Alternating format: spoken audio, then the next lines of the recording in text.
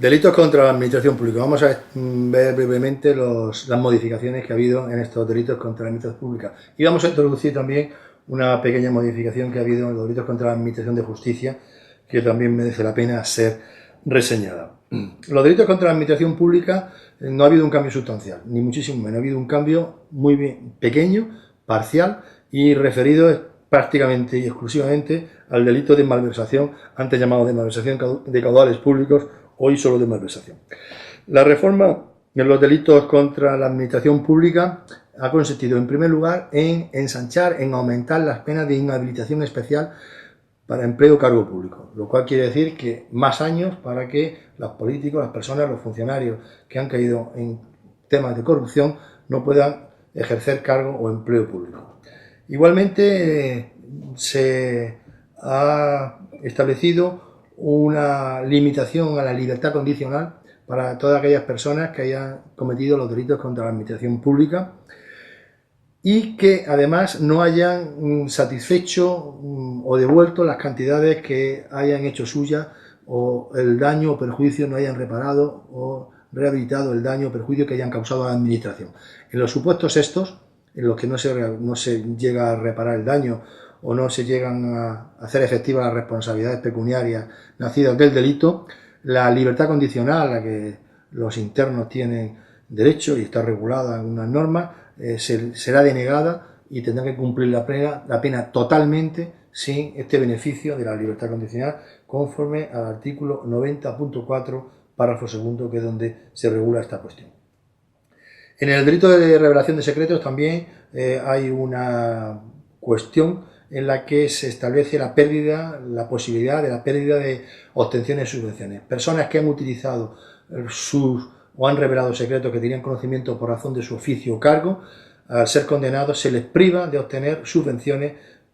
como consecuencia, o ayudas públicas como consecuencia de la comisión de ese delito y en correspondencia a su falta la falta de discrecionalidad que han tenido en la comisión de dicho delito. Por último, se establece en el delito de cohecho un concepto de funcionario mucho más amplio que el propio que hay en la parte general y está referido en el artículo 427, que se refiere a los funcionarios de la Unión Europea o de otros países extranjeros que allí se recogen. El delito de malversación de caudales públicos que vamos a tratar ha cambiado sustancialmente. Y ha cambiado sustancialmente de ser un delito contra la administración pública, que sigue siéndolo, un delito en el que se castigaba el atentado, la sustracción, la utilización del patrimonio público, ha pasado a ser un delito puramente patrimonial. Puramente patrimonial, igual que el delito de administración desleal del artículo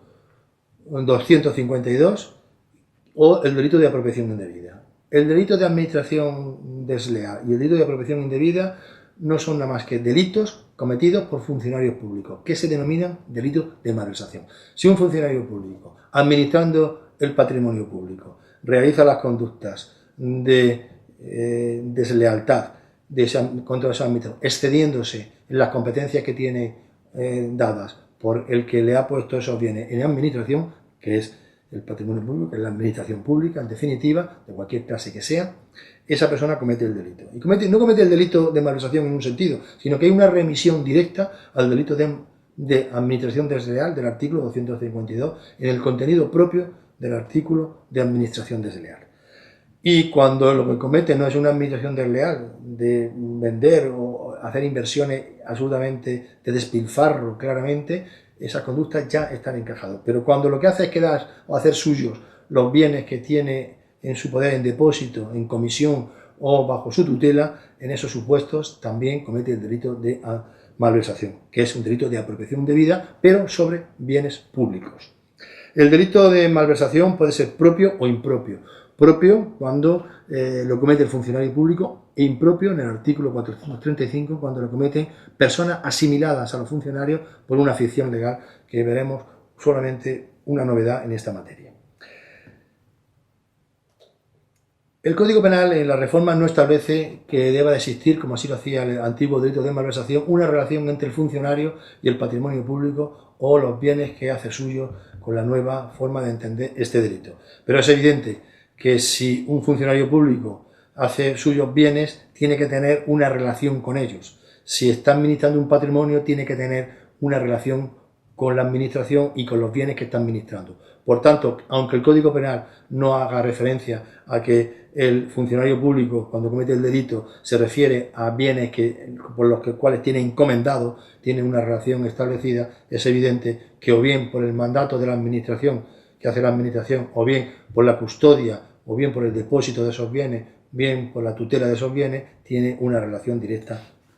con los mismos.